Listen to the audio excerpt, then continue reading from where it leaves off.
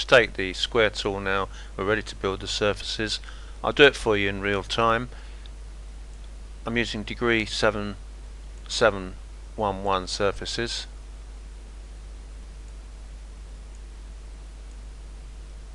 And I'm asking for collinearity across the, let's call them vertical borders.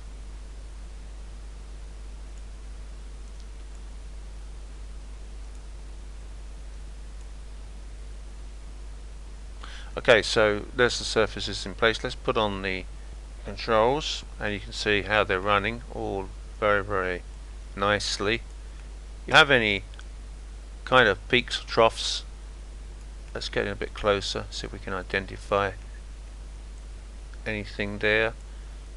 You know, possibly this CV on the curve is a little bit high, but you know, we're picking at straws really.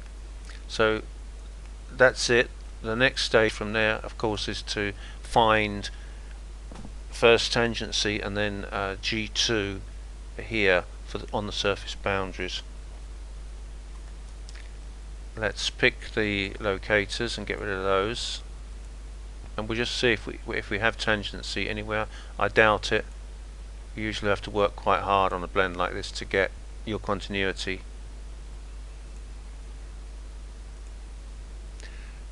So now these need to be modelled. I'll model this one here for you, and then I'll leave you to do the rest. First thing to do is to select the locator and then come into the information window here and ask for tangency continuity there, and here checkpoints put in 50, and then come down, show edge labels and show comb, and I'll just push that out of the way for the moment.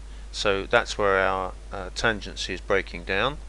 So the next job then is to take the move CV NUV, and then in the step size type in 0.0001. You don't get any display when you do that, but the system knows what you're asking it for.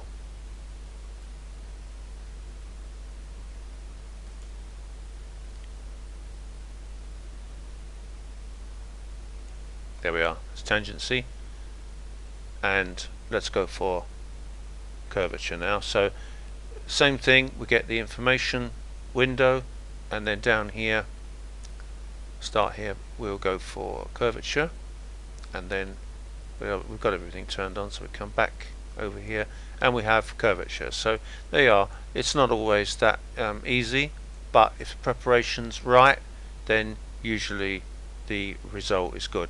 Now what I'm going to do, because I have a minute or two, I'm going to align the other borders at least to tangency, and then show it to you with the ISO dynamic shader on. Okay, this is the last boundary to align, so I'll do this one with you.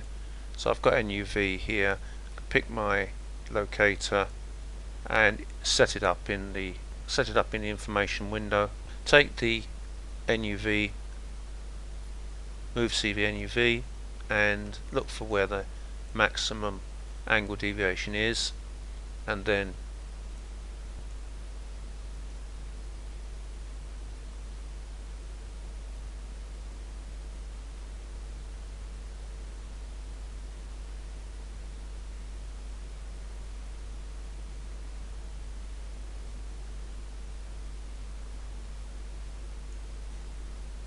back to the information box and go for curvature. Use the same tool, and this time look for where the biggest problem is, which is about there. I would say those 3 CVs. I'm going to come over to the other side, take a balanced approach.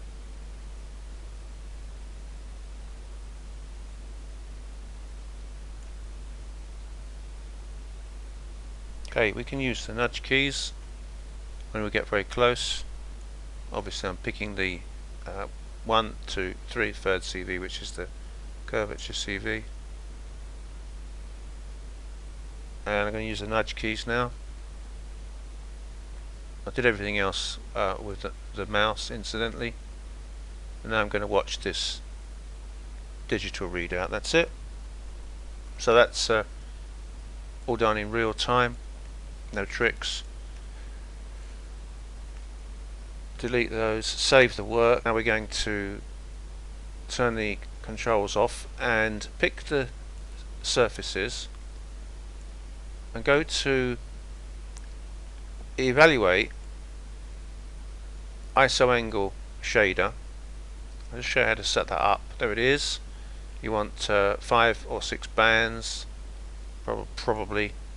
You want shaded surfaces, visual curves on, a little bit of blur, and you want some transparency and multiple here. So that's basically the display that you want.